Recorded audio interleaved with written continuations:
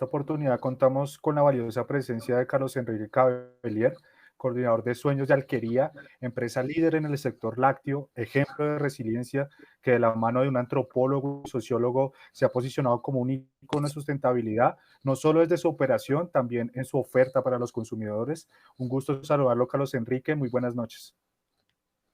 Joan y Carlos, muchas gracias por esta invitación. Estoy encantado de estar con ustedes y con todos sus, ¿cómo se llamará? Video oyentes. Sí, a esta hora nuestras audiencias en México, Colombia y demás países de América Latina, lectores de nuestras revistas, de las revistas de Axioma B2B Marketing, nos ven a esta hora, no solo en la sala virtual, sino a través de nuestros canales de redes sociales. Nuevamente, señor Cavalier, es un placer tenerlo como invitado esta noche. Y sin más preámbulos, cuéntenos quién es Carlos Enrique Cavalier, cuáles son sus orígenes como empresario y cuáles son las actividades en que ha incursionado. Pues muchas gracias, Carlos. Pues yo me veo hoy día, me quiero ver como un emprendedor social. Yo ingresé por lo que llaman los gringos serendipity o colombiano chiripa al sector privado.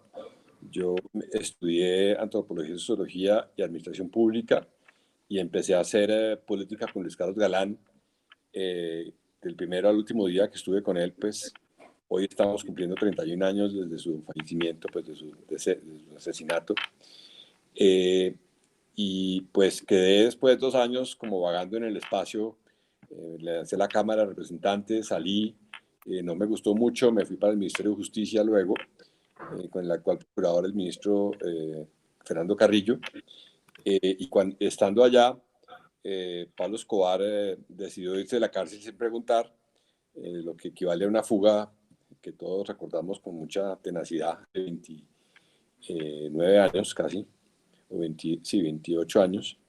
Y fueron tales las amenazas que decidí ir para mi casa y mi padre me dijo, vengas a trabajar conmigo. Eso fue como un rescate de una carrera política fallida. Gratísima historia, creo que esa es una faceta que poco conocemos. Sin embargo, aquí con nuestra audiencia queremos conocer ese papel que usted ha jugado en Alquería, esa historia de una compañía que lleva décadas posicionándose en el mercado colombiano y en el último año, en el 2019, Alquería generó cerca de 4.000 millones de pesos en utilidades. Sin embargo, el 2020 ha sido un año atípico, por no decirlo menos.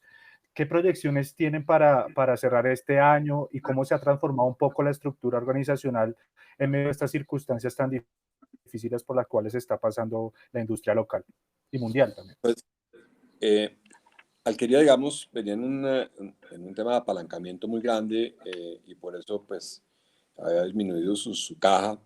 El año pasado tuvimos, pues hace 2 años, una capitalización del Banco Mundial, de la IFC, y este año pasado ellos le compraron su pedazo a la IFC, perdón, el Mesoamérica, y eso incidió en que tuviéramos pues un poquito más de caja y de posibilidades de movernos. Eso pues obviamente yo venía afanosamente buscando, pues afanosamente duramos 2-3 años, porque esas cosas son procesos, un socio para disminuir el nivel de endeudamiento que se ha producido por compras de compañías, todo el proceso con Danone, y efectos perversos de todo el mercado de suereo que ha venido pasando en Colombia, que algunas asociaciones de consumidores han denunciado, asociaciones de ganaderos han denunciado. Entonces, pues, es un momento complejo. Afortunadamente, pues, para nosotros no hemos tenido que despedir ninguna persona, al contrario, hemos enganchado más de 100 personas este año. Y hemos enganchado más de 100 personas porque tenemos 100 personas en sus hogares sin trabajo, pues sin trabajar, pero con sus sueldos, y los necesitábamos de vuelta en la planta y en las ventas. Aparte, obviamente, las personas que han estado enfermas, que ya se recuperan y vuelven a su trabajo, ¿no? Digamos. Entonces, pues hemos mantenido cada uno de nuestros puestos de trabajo, y eso ha sido una dicha, porque en un momento como estos de tal nivel de desempleo que las personas de alquería sepan que su trabajo está garantizado, eso ha sido un elemento importante. Entonces, pues, claro, nos ha golpeado profundamente en esos términos, porque enganchar 100 personas adicionales para que hagan el trabajo de personas que están en la casa, pues simplemente por las comorbilidades que pueden tener, para no exponerlos a ellos al riesgo del COVID, estando fuera de su casa. Afortunadamente no ha habido ningún caso de comorbilidades detectadas tempranamente. Y además, pues enganchamos una serie de médicos muy temprano en marzo para reforzar nuestros médicos, y tenemos un grupo de casi 20 personas de médicos y enfermeras atendiendo posibilidades y a las personas en las plantas y en los centros de distribución.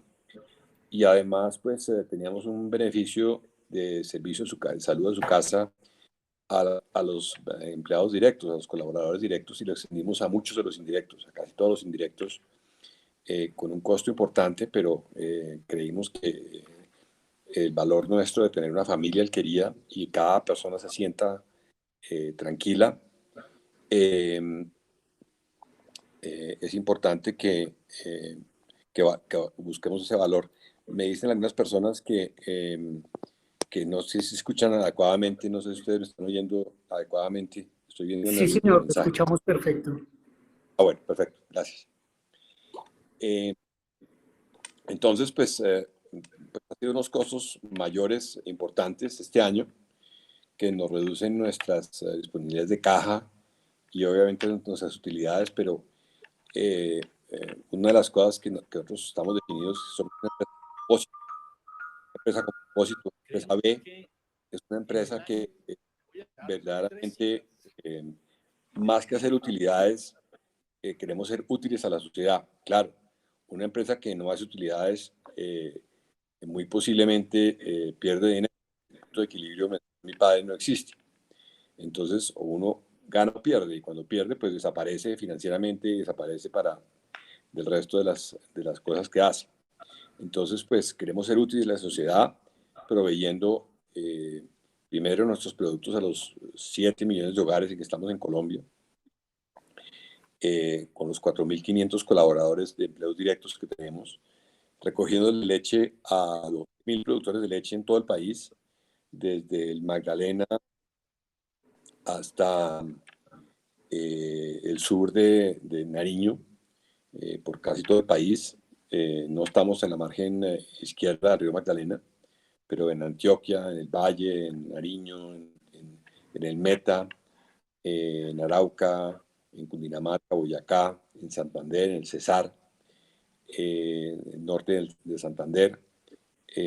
Esos 12.000 campesinos teníamos que asegurar que les pudiéramos comprar toda la leche, y ha sido una promesa que hemos tratado de mantener y tratar de manejar con el gobierno, de que les pudiéramos asegurar y pudiéramos tener garantía de compra para los campesinos. Eso no ha sido posible desde el punto de vista legal por temas de gobierno, pero es nuestro objetivo, y hasta ahora no hemos dejado de comprar un solo litro de leche.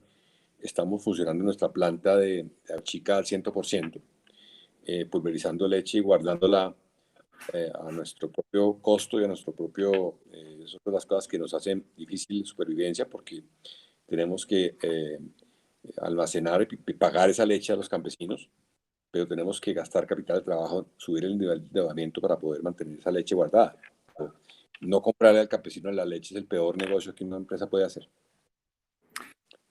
Justamente ese componente humano, la importancia que tiene el componente humano, sin olvidar que estamos hablando de negocios y que una empresa necesita asegurar su sostenibilidad de forma integral, es la razón por la cual tenemos al señor Cavelier aquí esta noche. En este momento llegan más personas de todos nuestros países de América Latina. Aprovecho para recordarles que este es un espacio patrocinado por Jomar, líder mundial en la fabricación de máquinas de moldeo por inyección y soplado. Y continuando con la entrevista, señor Cavelier, me gustaría preguntarle, ¿Alquería planea escalar o desescalar alguna línea de negocio como consecuencia de la pandemia? Y si es así, ¿cómo planea hacerlo? No hemos tenido que desescalar nada, pues obviamente hay productos como el yogur que han caído un poco en ventas, pues porque son los niños los que los comen en las loncheras, pero no hemos tenido, reitero, pues escalar, no hemos tenido que, pues no, y no vamos a soltar ningún empleador, ningún empleado, ningún colaborador nuestro.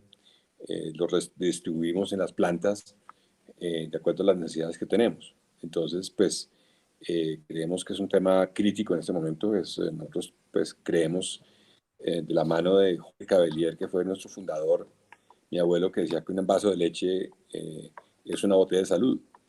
Y él era médico y ante todo, pues la medicina es una profesión de humanidad. Entonces, pues en este momento, dejar a alguien sin trabajo, pues incluso tenemos pues, una pequeña fundación o actividad que es una fundación que es la Casa Hacienda Fagua, en donde pues obviamente las ventas se cayeron al 30% y estamos subsidiando el trabajo de esas personas que siguen estando allá porque no tienen mucho que hacer, pero hemos iniciado ventas a domicilios como cualquier restaurante.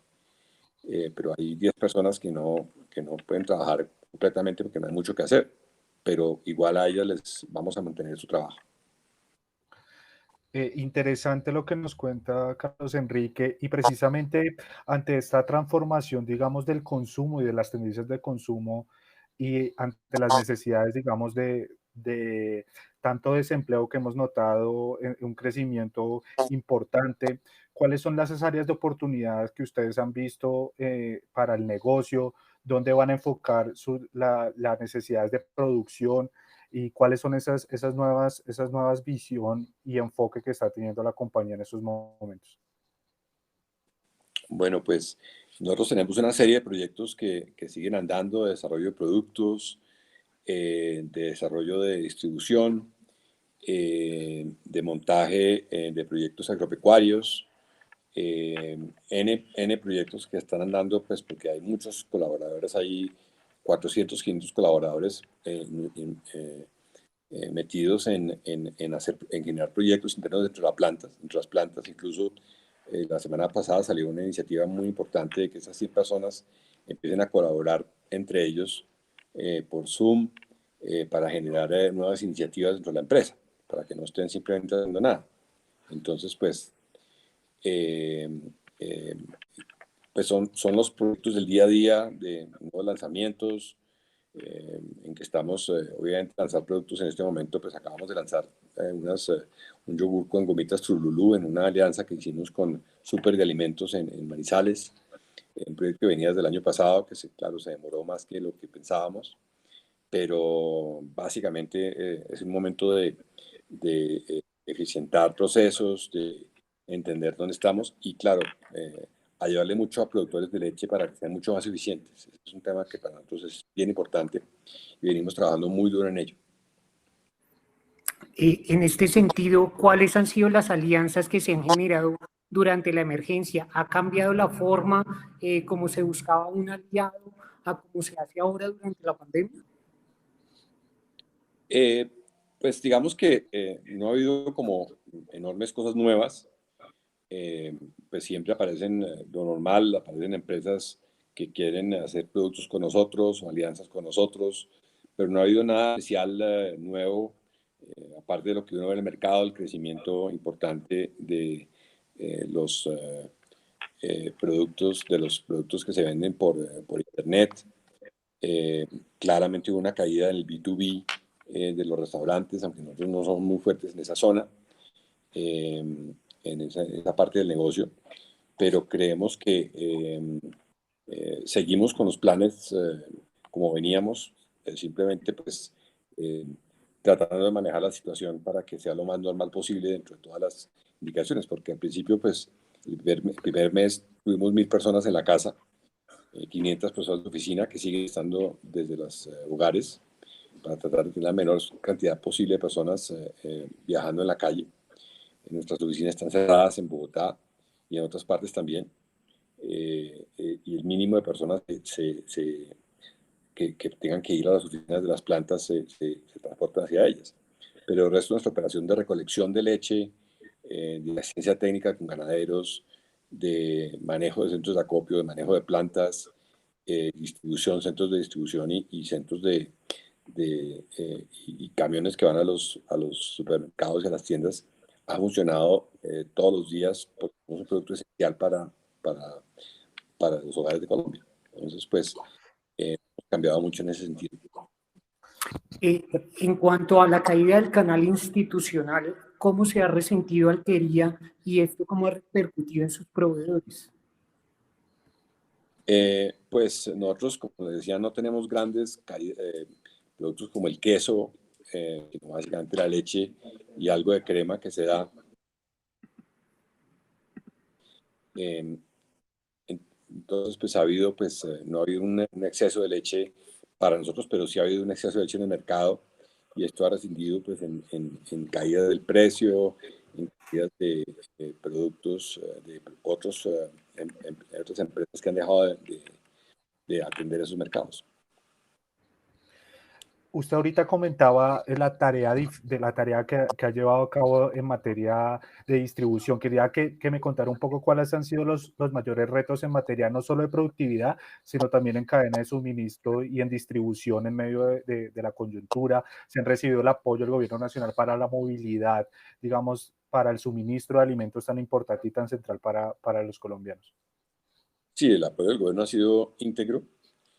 Hemos estado en contacto y comunicación pues, con las alcaldías, con el Ministerio de Agricultura e incluso pues, hay proyectos que hemos desarrollado ahora con ellos, ya que se han gestado en estos días que ya les comento, pero digamos que lo más importante ha sido tratar de mantener a nuestra gente muy sana. Implementamos el primer protocolo de bioseguridad el 4 de marzo, fue muy temprano, cuando vimos que la pandemia no ha llegado a Colombia, pero que iba a llegar, porque pues, las pandemias son así. Es como esperar que no amanezca el sol de este lado. El sol va a amanecer de todos los que lo conocemos, lo vamos a ver. Entonces empezamos a trabajar pues, temas de educación, entregado de equipos de lavado de manos para que instalación de lavamanos en sitios donde no había, entrega de geles y alcohol a todas las personas que están saliendo a la calle, para desinfección de vehículos en los centros de distribución, en los centros de acopio, entrega de mascarillas y requerimiento de uso de máscaras de esas personas. Y claramente lo que hablábamos ahora, un censo muy rápido de las personas con comorbilidades y separación de las personas de la operación, independientemente de la edad que tuvieran, para que llegaran, pues, para evitar que se enfermaran estando en la calle. Estando secluidos, el riesgo de enfermedad es mucho menor, y protocolos especiales para ellos en sus hogares para que evitaran tener contacto con personas y estar en la posibilidad de estar contagiados. Entonces, pues digamos, el cuidado de las personas es muy importante. Los buses de la empresa empezaron desde la semana 2 de marzo. Tuvimos que pues, arrendar el triple de buses porque pasamos de 40 personas a 15 personas en cada bus, con desplazamientos. Toma de temperatura dentro de las plantas, que fue complejo porque pues, las personas tienen que identificarse, quién es, y luego hacer las preguntas de rigor, si ha estado enfermo, si ha estado con alguien. Muy rápido, a final de mes tuvimos una app que hoy contestamos 4.500 personas diariamente sobre nuestra salud. Y donde podemos, si hemos estado en contacto con alguien con COVID o si si tenemos síntomas o si hemos estado en contacto con otras personas. Entonces, pues, eso muy rápidamente lo descartan en día a día o se llama a la persona. Personas que han estado enfermas, hay un seguimiento de 4 llamadas diarias, pero el número ha sido bajo. No hemos tenido afortunadamente ningún caso grave. Pues hubo una persona que estuvo en una UCI, pero ya hace un mes que salió de la UCI del hospital de Cafam de Bogotá, exitosamente. Y era porque tenía una comorbilidad que no tenía declarada, pero afortunadamente ya está en tratamiento normal y está en su casa recuperado después del COVID. Y precisamente al respecto quería preguntarle cómo has manejado, usted al principio nos comentó, o no sé si entendí mal, que se habían presentado contagios de trabajadores de la compañía. ¿Cómo han manejado si se han presentado estos contagios y si han existido posibilidad de contagio al interior de las plantas? No, ninguna. Pues han sido personas que hemos hecho muestreos, también con la Universidad de los Andes trabajamos muchísimo al inicio para tener las muestras en Colombia, pues con una necesidad de país y de ciudad. Precisamente ahorita cuando estábamos haciendo las pruebas, terminando la reunión con la Universidad de los Andes, porque seguimos haciendo pruebas, eh, y hemos hecho pruebas aleatorias con ellos y eh, con nuestras ARLs, o nuestra ARL, y estamos haciendo una serie de pruebas mensuales aleatorias a personas asintomáticas. Y claramente cuando hay un síntoma, inmediatamente se devuelve a la casa y se mantenga en la casa y los hacemos muestrar en las casas. O sea que eh, hay cero posibilidades de que eso llegue a operar en las plantas, porque por los muestreos aleatorios que tenemos, pero obviamente los protocolos están diseñados para eso. Entonces por eso hemos sido muy exitosos en los manejos en ese sentido. Aparte, obviamente, toda la educación que hicimos, todo el separamiento de distancias entre personas, el uso de máscaras, el lavado de manos, en fin, y los otros elementos que les acabo de comentar. Así es, estoy viendo que hay bastante preguntas de nuestra audiencia. Nuestro equipo las irá recopilando y al final daremos algunos minutos para responder estas preguntas. Ahora quiero pasar a un segmento enfocado en esas estrategias que como líder ha implementado y es ejemplo para muchos empresarios, no solo en Colombia, sino en América Latina. Pero antes de eso, vi que nuestra audiencia hacía la pregunta a Carlos Enrique. Tal vez aquí en Colombia muchos sabemos por qué el nombre de su cargo, por qué se cambió el nombre de su cargo a coordinador de sueños, pero me gustaría que lo expresara con sus palabras a nuestra audiencia de los otros países, por qué lo hizo y cuál es su cargo en Alquería. Claro, Carlos, mi cargo es coordinador de sueños. Creo que cuando uno es pues, accionista y jefe, ser presidente de la compañía es una redundancia. Y yo soy antropólogo y pues entendí lo que significaba en las sociedades primarias o en las sociedades avanzadas, las jerarquías. Y las jerarquías en nuestras organizaciones surgieron al final del siglo XIX con la Revolución Industrial y era pues basadas en el ejército o en la iglesia o en el Estado, porque eran las tres organizaciones que se conocían grandes en que se podían modular o modelar hacia las empresas. Pero después de 100 años de revolución industrial, los 130 años de revolución industrial, la verdad es que las personas no pueden llegar a la empresa a hacer caso. Son personas educadas, con capacidades, con criterio, y queremos que las personas tomen sus propias decisiones y lo que queremos es guiar a esas personas en sus sueños para llegarlos a completar dentro de la empresa y fuera de su empresa. Además, pues, tuvimos en unos años a Peter Senge, el profesor de MIT, que ha sido pues, precursor de ese proceso de la quinta disciplina. Y en ese proceso de la quinta disciplina, una de las cosas que es claramente evitable es que la comunicación funcione muy bien. Necesitamos que la comunicación funcione muy bien y las jerarquías impiden la comunicación adecuada. Entonces tratamos de ser una empresa muy plana, donde nos tratamos uno a uno, donde de verdad las diferencias son capacidades en la medida de lo posible. No podíamos darle todas las oportunidades a todo el mundo, pero queremos que esas capacidades resalten.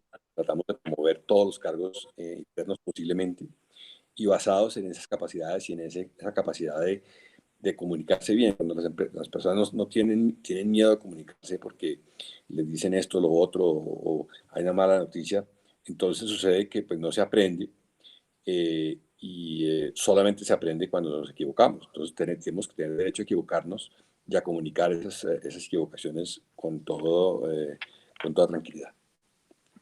Justamente en este sentido, me gustaría que nos contara un poco más de cómo es el organigrama de una organización donde su líder es el coordinador de sueños. ¿Cómo es este organigrama y cuál es la razón de ser de esta forma de organizar la compañía? Pues digamos que es un organigrama normal, pero que está basado en principios de mucha cercanía con la gente. Los mismos principios de mi padre y mi abuelo fueron muy cercanos a las personas, están ahí. Entonces el organigrama pues decide quién trabaja con quién le reporta a quién, pero no es un organigrama de lo que se llama command and control.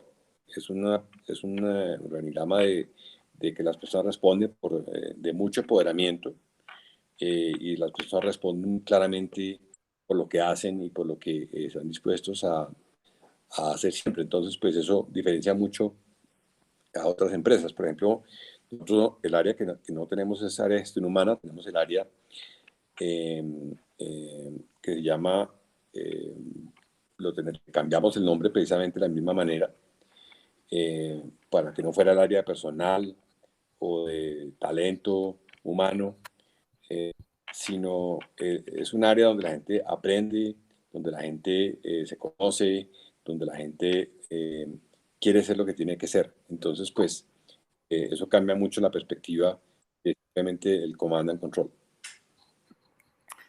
Así es, en este momento, como están viendo, hay muchas preguntas. Les reitero nuevamente a toda nuestra audiencia, nuestro equipo está recopilándolas para que al final demos algunos minutos para abordar algunas de estas preguntas. Y continuando, señor Cavalier, por favor, cuéntenos cuáles son las claves para que una organización tenga sostenibilidad integral y sea financiera y socialmente sostenible.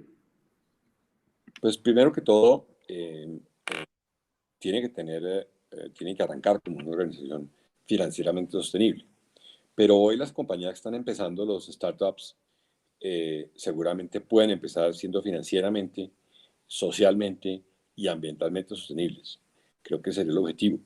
Nosotros pues arrancamos pues como una compañía socialmente sostenible por todo el tema de que teníamos un alimento para la gente, que era más importante que la gente se alimentara muy bien. Y nos mantenemos mucho en ese principio. Por ejemplo, cada persona que trabaja en alquería en la nómina directa recibe 1 litro de leche por un mandato de mi abuelo, y cuando tiene casado y pues tiene hijos, recibe 3 litros diarios. Entonces eso es parte de esa sostenibilidad social que hemos tenido siempre. Las empresas, insisto, no son empresas que hoy día las empresas no deben estar enfocadas en hacer dinero, tienen que hacer es no ser utilidades, sino ser útiles para la sociedad. Y en esa medida, la utilidad de la sociedad es cuando impactan positivamente a su comunidad, y impactan positivamente a su ambiente. Y en ese proceso estábamos, pues también hoy en una reunión del grupo de empresas B, donde las empresas B tienen triple balance, el balance financiero, pero al mismo tiempo un balance social donde indican qué impacto están teniendo sus comunidades, y un balance ambiental donde implican, nosotros tenemos un compromiso en el 2030 de llegar a ser una empresa carbono cero. Estamos tratando de adelantar ese compromiso al 2025, dado las condiciones del COVID y lo que ha venido pasando en el mundo. No podemos esperar tanto tiempo y estamos trabajando con muchos de nuestros ganaderos para que ellos también sean, o la mayoría, y en cierto espacio de tiempo, seamos una empresa completamente carbono cero y carbono positivo. Incluso que muchos ganaderos estén produciendo carbono positivo y puedan vender bonos al mercado y tengan ingresos adicionales por esa cuenta. Precisamente al respecto, ustedes pues han hecho una gran campaña para dar a conocer no solamente los camiones eléctricos con los que ya están trabajando, sino también el lanzamiento de productos con huella de carbono cero. ¿Cómo ha sido el acuerdo con sus proveedores respecto a estos temas de sustentabilidad y cómo vigilan el cumplimiento de estos proveedores para que la compañía en sí logre ser ejemplo en esta materia? Bueno, es un proceso que estamos iniciando. Esperamos pues que todo el mundo cumpla con las metas que nos estamos poniendo, porque todos tenemos que poner metas. Y tenemos inversiones en las fincas y en las fábricas para poder tener ese impacto carbono cero. Pero, por ejemplo, en nuestro plástico, es el plástico más delgado del mercado, igualmente resistente por mezclas de plástico que hay en nuestras bolsas de leche. Es un plástico ambientalmente muy amigable, puede tener reciclaje perfecto, pero es un plástico que ya no es calibre 3.4, sino estamos en calibre 2.6, es decir, antes que era calibre 4.2, estamos casi a la mitad de lo que hace unos años teníamos. Entonces, la cantidad de material que se va en esas bolsas pero es mucho menor. Pero es como los carros viejos que eran de metal, durísimos, pesados. Yo soy de unos materiales mucho más amigables, que permiten ser reciclados y que pesan menos y que permiten que los carros avancen con menos uso de gasolina. Claro, nosotros ya estamos, como lo decía usted, Joan, en el proceso de también trabajar con camiones eléctricos. Estamos en pilotos con varios camiones de varias marcas, esperando el proceso y buscando que en nuestras calderas la generación de vapor se pase a hidrógeno, por ejemplo. Estamos buscando ese proceso en los próximos meses. Y también que nuestros camiones de las tractomulas que tienen que llevar, pues subir las montañas con leche, pues eléctricamente no sería posible por la energía, pero pasarlas a gas, que es importante. Entonces son procesos que se van dando poco a poco y buscamos que nuestros campesinos alimenten las vacas con productos que reduzcan su exhaustión de metano, que es lo más polucionante que tienen las vacas, pero poco a poco en Colombia, digamos, llevamos un mal nombre porque en el mundo en general la gran mayoría de las leches que se producen en Estados Unidos y en Europa se producen con granos. Y cuando todos comemos granos, pues tenemos, pues no estamos diseñados para comer granos y menos las vacas son herbívoras. Les gustan mucho los granos, pero cuando comen muchos granos, pues tienen una extorsión de metanos por el ano y por los eructus muy alta. En Colombia solamente las vacas, en promedio 10% de las vacas consumen granos, entonces el impacto es mucho menor. Y esto se mitiga con reforestación, se mitiga con otros alimentos que se les dan para que reduzcan la exhaustión de metano. Y en el proceso es que estamos para convertirnos completamente en 2030 en una empresa carbono cero. Así es, bueno, en este momento nuevamente le doy la bienvenida a las personas que se van conectando a nuestras plataformas digitales, a la sala virtual, y agradezco a nuestro patrocinador Yomar, fabricante líder en soluciones de moldeo por inyección, quien hace posible este tipo de espacios y que nos permite tener a este gran líder empresario compartiendo sus estrategias para todas nuestras audiencias en América Latina. Y hablando sobre el mercado, señor Cavelier, cuéntenos cuáles son esas claves para competir de tú a tú con las multinacionales. Bueno, creo que los colombianos hemos sido muy exitosos, las empresas colombianas, en competir con multinacionales. Ha sido pocos los casos en que las multinacionales han tenido espacios enormes en Colombia.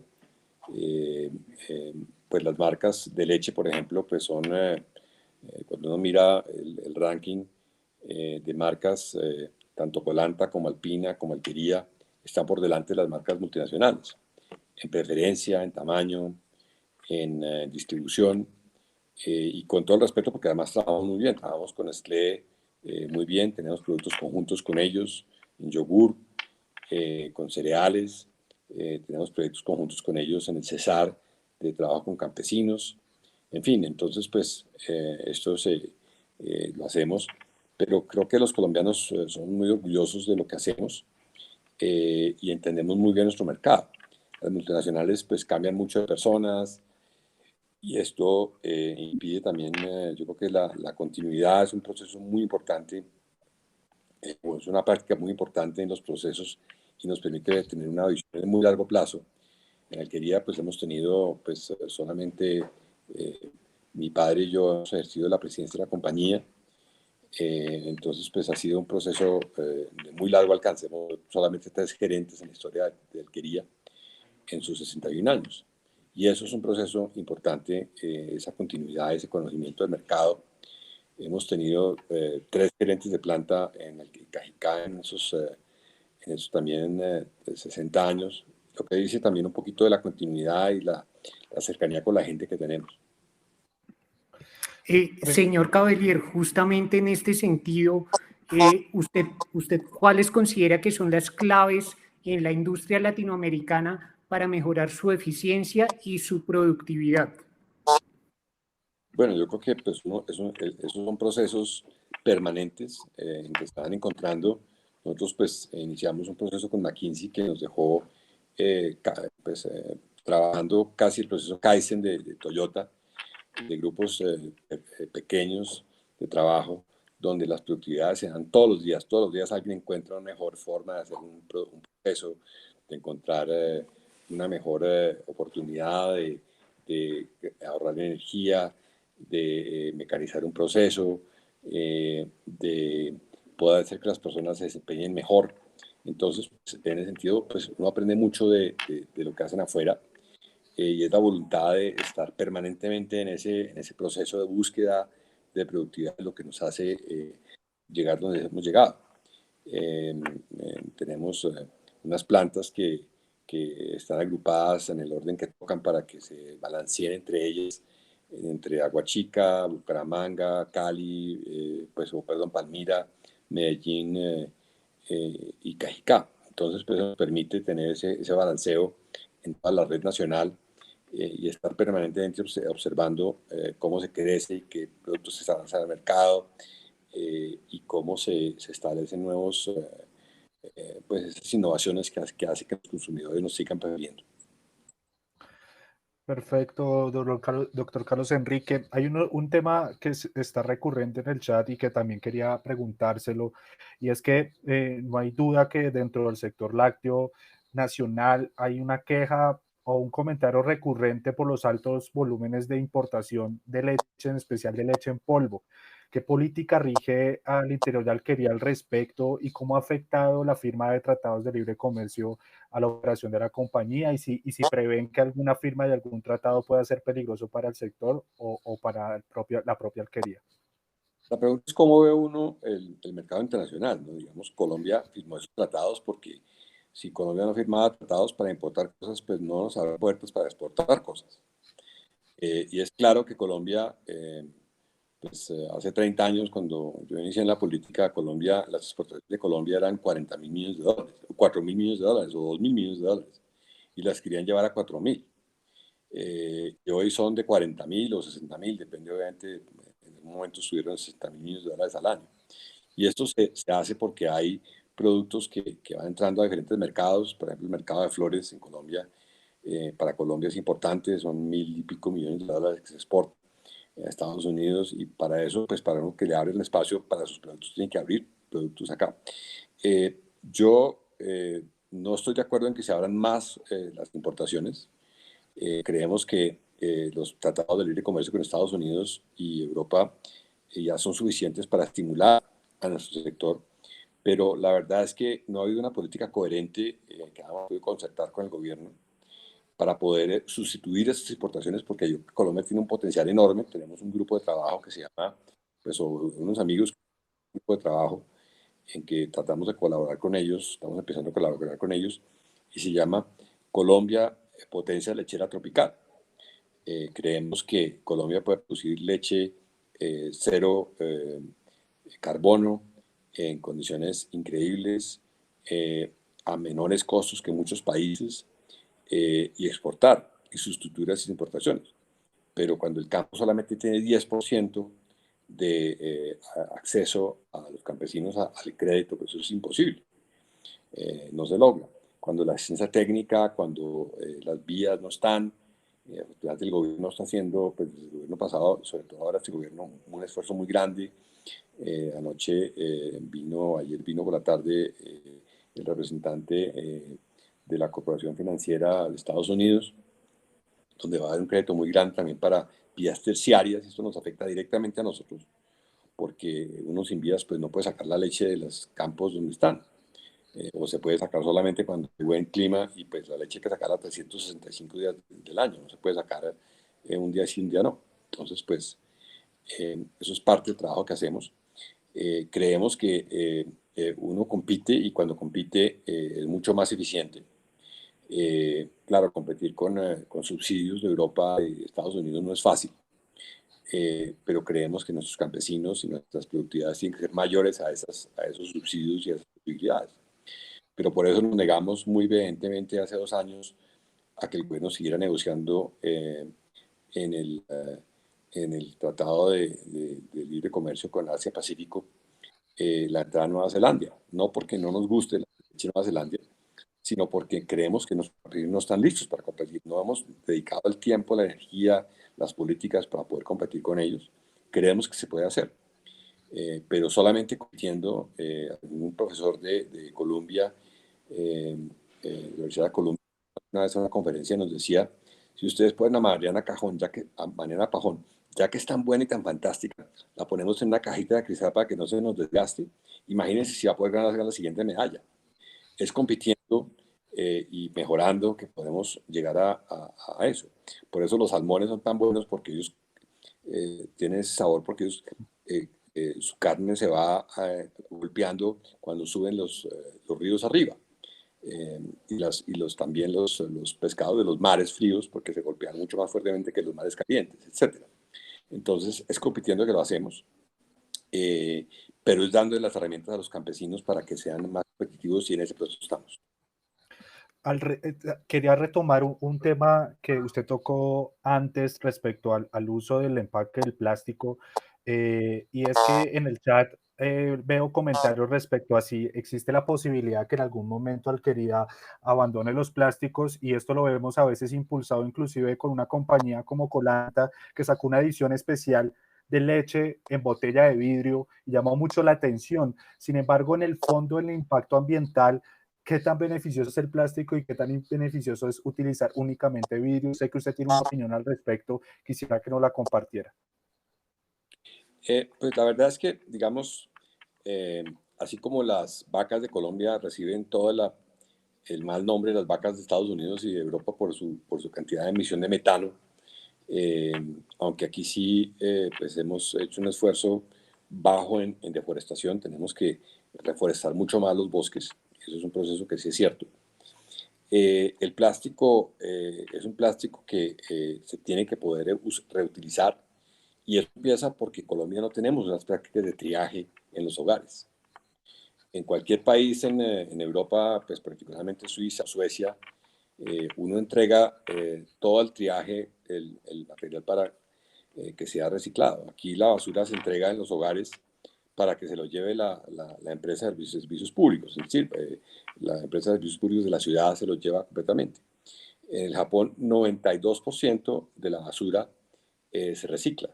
Entonces, pues, entendamos ese proceso, y se recicla por el trabajo que no es que hagan basuriegos en los basureros, sino que hacen los hogares para separar plásticos de otros materiales, y finalmente, pues, y materiales de comida, hacen compost para sus hogares, siembran las matas, siembran verduras en sus hogares con el compost, y avanzan en esos procesos. Entonces, pues, el análisis del plástico es que a veces dicen, no, es que el cartón es mejor, pero el cartón implica cortar bosques, y además el cartón tiene que estar recubierto de plástico. Si el cartón no estuviera recubierto de plástico, la leche se saldría por un lado del cartón. No hay forma que el cartón solamente se hiciera así. Entonces, el plástico es muy eficiente, el que usamos. Es el plástico, uno de los plásticos más delgados del mundo. Lo importante es, también estamos haciendo muchos esfuerzos para empezar a reciclar y que los hogares reciclen el plástico. Claro, cuando uno toma una botella y la bota en la calle, o la bota en una basura, pues muy seguramente no se va a poder reciclar. Pero Colombia tiene que hacer un esfuerzo muy grande, tenemos que hacer todos el esfuerzo muy grande de ayudar a reciclar el plástico, porque simplemente es parte de nuestras vidas, y se pueden reutilizar en otros materiales, se pueden reutilizar en postes para ganadería, por ejemplo, para que no corten los bosques de las fincas. Se puede utilizar para juegos escolares de niños, se puede reutilizar para bumpers de carros, en fin, hay cientos de usos que se pueden reutilizar nuestros mismos plásticos. El tema es cómo se reciclan esos plásticos. Pero en ese proceso estamos con asociaciones de recicladores que nos permitan reciclar la leche, reciclar las bolsas de leche, recogiéndolas y llevándolas adecuadamente a sitios donde se puedan reciclar. Y nosotros mismos estamos haciendo pruebas con reciclaje con las personas nuestras internamente que llevan la leche a sus hogares y nos devuelven las bolsas de plástico, y estamos empezando a hacer pruebas para un porcentaje pequeño de ese material reciclarlo en nuestras propias bolsas. Es un proceso, pero lo llevaremos a cabo y en unos años estaremos seguramente también dentro de ese proceso de carbón cero. Estaremos seguramente muy cercanos a reciclar todo nuestro material. En este momento varias personas nos hacían preguntas sobre el tema del reciclaje y el uso de los plásticos. No voy a repetir las preguntas porque considero que el señor Cavelier pues, nos ha respondido en este sentido. Quiero devolverme un poquito hacia un panorama un poco más macro. He escuchado y visto varias entrevistas suyas y usted siempre dice que no hay problemas sino oportunidades y que le gusta hablar en este sentido, no llamar a los problemas problemas, sino hablar sobre oportunidades. En la actual coyuntura, ¿dónde están las oportunidades para la industria latinoamericana y qué hace falta para concretarlas? Es que, digamos, hay dos tipos de personas. Las que le traen a uno culpables y las que le traen a soluciones. Yo rara vez he encontrado que una persona que trae culpables sea una persona diferente a una persona tóxica, que siempre está señalando. Y la verdad es que eso es una costumbre que nos quedó del medioevo. Señalar culpables y quemarlos en las plazas, como quemaron a Juana de Arco, o a los monjes italianos que quemaban en la Plaza de la Signoria en Florencia. Eso es una cosa que está prevalente dentro de nuestra cultura, como el paternalismo, en fin. Entonces, pues, en esto, si en Alquería éramos culpables, pues no existiría nadie porque siempre ha sido culpable a alguien de algún error. Pero no se trata de tener culpables, se trata de tener responsables y, como repetíamos anteriormente, de aprender, claro, aprender barato, no aprender con 5 errores la misma persona, pero en esos procesos de aprendizaje y de entrenamiento tenemos esos procesos de encontrar soluciones y no de estar buscando culpables. Yo no encuentro para qué encontrar un culpable, pues sí hay que tener responsables, pues es diferente ser responsables de ser culpables. Creemos que es un tema yo siempre veo todos los vasos desocupados, los veo siempre llenos. Siempre hace que el optimismo tiene que prevalecer. No conozco ninguna persona exitosa que sea altamente pesimista. Me costaría mucho trabajo saber que esa persona o verdaderamente es exitosa o verdaderamente es pesimista.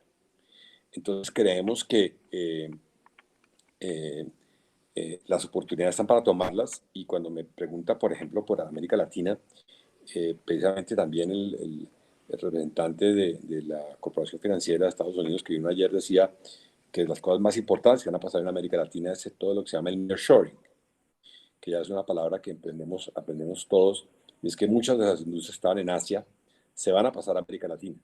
Yo no entiendo por qué las pusieron en Asia si estaban pues, tan cerquita, tal vez por los costos de materia prima en algún momento se llevaron para allá, y tal vez por la inestabilidad de muchos de nuestros gobiernos, pero un país como Colombia, un país como Costa Rica, un país como Panamá o como Chile, y pues como era México hasta ese momento, mientras pasa este momento álgido de la incertidumbre que genera AMLO, porque es así, la verdad es que podemos tener todas las mismas posibilidades para producir esos productos que produce China o que producen los países orientales y exportar a Estados Unidos o Europa.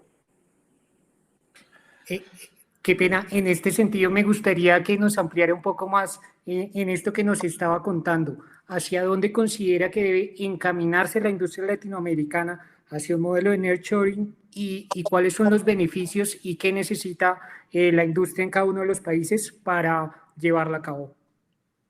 No, yo estoy seguro que en Colombia tenemos todas las capacidades de gerencia y de entrenamiento de las personas que podemos hacer para entrenar, para que las personas se capaciten para esas industrias. Es el capital, es el contacto. Uno, para tener un negocio, verdaderamente necesita dos cosas: necesita un cliente y un gerente. Porque clientes porque tiene un producto y un producto exitoso. Entonces, si hay empresas en Estados Unidos que ya tienen ese cliente, que son esos clientes, quieren venirse a establecer a Colombia en sociedades con colombianos, muy seguramente habrá muchas oportunidades de hacerlo. Y nosotros hemos estado buscando ya posibilidades de hacer dentro de lo que hacemos. Obviamente los productos alimenticios no eran el centro de lo que se exportaba desde Europa, desde Asia a Estados Unidos. Tal vez con la excepción de productos de Nueva Zelanda, porque repetíamos ahora la eficiencia de Nueva Zelanda es enorme.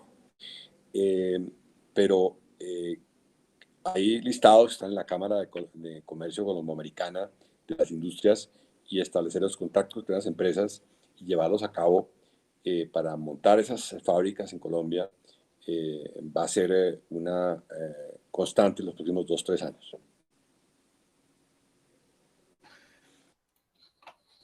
Perfecto, señor Cavelier. Hay más preguntas en el chat.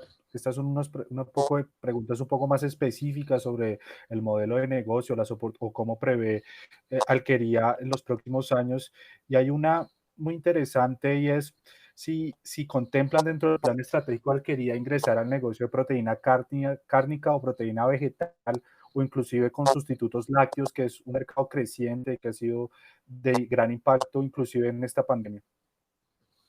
Sí, pues tenemos leche de almendras, hemos tenido leche de soya en los productos. Tuvimos una leche de vaca y de soya mezclada, pero que era deliciosa, pero no tuvo tanto éxito porque los de vaca no querían soya y los de soya no querían vaca. Entonces, pues, saber cuál era la mitad de ese cartón que era de la uno y la otra no era tan fácil. Pero la proteína cárnica no la hemos explorado. Estamos solamente en proteína, pues, de leche. Y centrados en buscar esas oportunidades para poder avanzar en esos procesos. Pero claramente la proteína vegetal va a ser muy importante en los próximos años, y estamos en varios productos en ese sentido de desarrollo para ese proceso. También otra pregunta que nos transmite nuestra audiencia. ¿Cuál es la importancia de los datos en esta coyuntura en sus líneas de producción? Pues digamos que más que en las líneas de producción es en el mercado. Sabemos que hace muchos años fuimos las primeras compañías que tuvo digitalizado todos sus datos de ventas en supermercados. Tuvimos las primeras impresoras hace 23, 24 años en los camiones para entregar a los supermercados, y todas las bases de datos sobre los clientes y cómo la data se viene manejando en ese sentido. Y tenemos 130.000 clientes digitalizados con datos que nos ingresan permanentemente, y eso nos permite avanzar en entender cómo se comportan los clientes y qué tipo de productos se están llevando a cabo. Entonces, pues, en las plantas ha sido un poco más complejo porque no teníamos todas las capacidades de hacer el Internet of Things, IoT, pero poco a poco estamos visualizando esos procesos en envasado para entender las mejoras en energía, las mejoras en eficiencias de los equipos para poderlo hacer. Es un proceso largo, pero estamos iniciando en estos momentos. ¿Y la pandemia, la coyuntura que vivimos actualmente, ha impulsado, promovido o acelerado esta transformación digital en Alquería? Digamos, desde el punto de vista de trabajo con los tenderos y con muchos pues, clientes digitales, no hay duda que sí. Los servicios domiciliarios, las tiendas, han avanzado mucho. Tenemos una aplicación con Bavaria que hemos desarrollado y fuimos socios desde el principio en marzo, y nos montamos en ella y estamos trabajando para que los tenderos puedan llevar a los hogares esos procesos. Entonces, pues, eso ha sido importante en ese proceso, pero es una de muchas iniciativas que tenemos en el sentido digital. Señor Caballero, ya para cerrar, y creo que es un tema pertinente y sobre todo que habla mucho de cómo se encuentra un país y qué lo representa, ¿cómo evalúa usted el compromiso de la industria nacional frente a este escenario tan retador? en medio de esta coyuntura donde vemos tantas necesidades en tantas regiones del país? Primero, yo creo que la industria y las personas que vivimos, pues si uno llama industria, cualquier persona tiene una industria, una persona, una microindustria también es una industria.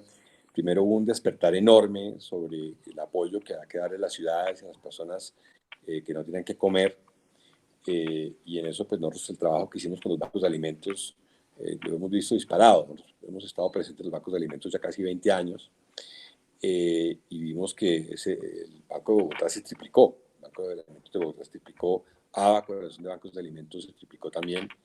El impacto que han tenido y la generosidad de los empresarios ha sido enorme, de todo tipo, y las personas en los hogares también ha sido enorme para poder avanzar en que las personas no tuvieran hambre. Segundo, pues la segunda parte del compromiso ha sido operar las industrias en esta pandemia, y en ese sentido, pues nosotros hemos sido muy afortunados de contar con esa cultura de cuidado de las personas, pero yo creo que las empresas poco a poco lo fueron asumiendo, y nos hemos acostumbrado todos a trabajar en este proceso de los tapabocas y estar en los hogares y no salir, o salir lo mínimo posible que tengamos que hacerlo, los que podamos hacerlo. Pero denota también un tema importante, que es que pues hay 5 millones de personas que en Colombia no tienen seguridad alimentaria, y eso es también por el tema de la informalidad, y quiere decir que Colombia tiene que revisar sus políticas laborales, porque tener desempleo del 10-12% como era antes, o 19% como es hoy, es por algunas condiciones que no tenemos adecuadamente. Hay personas que dicen que si tuviéramos las políticas laborales diferentes, podríamos tener 6 o 7% de desempleo y niveles de informalidad a la mitad. Entonces, seguramente eso lo vamos a tener que repensar muy claramente. Para nosotros que hemos tenido, pues hemos estado en contacto con la nutrición a través de los bancos de alimentos, pensar que esos 5 millones de personas que no tienen, que se levantan por la mañana sin saber exactamente si van a tener que comer, al final del día pues que lo logren, o se nutran mal, pero eso no es un tema normal en una sociedad. Tenemos que buscar los empleos y los trabajos suficientes, o el ingreso básico suficiente para las personas, para que nunca sufran de malnutrición, o de estar como le pasaba a muchas personas en el pagadiario de los apartamentos, que pagan diario y al día tienen que ir sin no pagar. Entonces esos procesos son complejos, pero son cosas que han surgido a la sociedad, y tenemos que salir a resolverlos apenas la pandemia nos deje un poquito más de espacio para trabajar.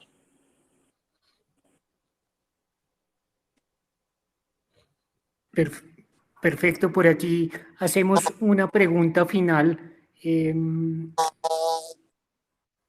A ver, miramos, Samuel Reina nos pregunta, bueno, aquí hay otra pregunta, Guillermo González Roballo nos pregunta, ¿en Alquería se implementó un sistema de gestión del conocimiento, gestión de la innovación o gestión del cambio? Digamos que ha sido tanto lo que ha cambiado Alquería, que ha sido una gestión del cambio muy profunda todo el tiempo. Cambiamos todo el tiempo muchas cosas, porque sabemos que lo más claro, o lo más continuo que hay en este momento es el cambio, desde hace muchos años. Entonces, en ese sentido, la gente está acostumbrada a los cambios permanentes en todos los sentidos, en cambios de productos, en cambios de atención, en cambios de la forma como recogemos la leche, o la forma como producimos leche. Entonces, todo ese proceso que hemos manejado es muy fuertemente, el proceso de gestión de cambio, muchos años. Finalmente, señor Cavelier, agradeciendo este tiempo que nos ha brindado y que ha sido de mucho provecho para empresarios en América Latina, ¿algún mensaje que le gustaría transmitir a los empresarios y líderes latinoamericanos el día de hoy? Sí, pues que su resiliencia ha sido enorme, y buscando alternativas nuevas y nuevas tecnologías es que llegamos a donde tenemos que llegar, que es un futuro promisorio, dando oportunidades, siendo optimistas y sabiendo que con ese optimismo, con esa fuerza, podemos alcanzar nuestros objetivos. Pero también es un tema de mucha actitud. Claro, pues las cosas son difíciles, pero los que pasamos por una quiebra hace 20 años, sabemos lo difícil que es por eso, pero es mantenerse y buscar alternativas hasta que se encuentran y logran salir de problemas y llegar a buen puerto.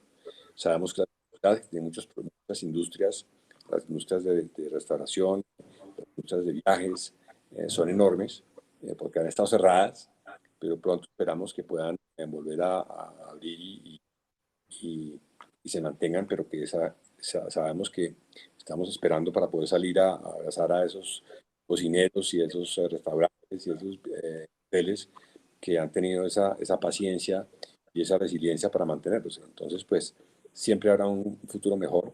Es momento para reflexionar, repensar nuestros procesos y salir adelante en toda esta difícil coyuntura que ha tocado vivir a la humanidad este año.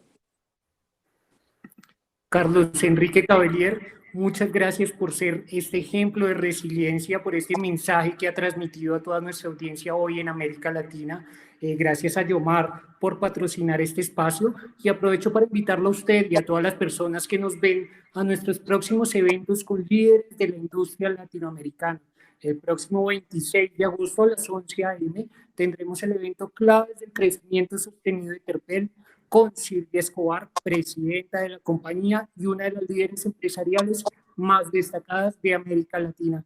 Carlos Enrique, muchas gracias por acompañarnos. Muy buena noche. Muchas gracias a ustedes por la invitación. Felicitaciones por el programa, a Axioma, a John, Carlos, y felicitaciones por Silvia, que es una líder extraordinaria. Muchas gracias, Carlos Enrique. Buenas noches.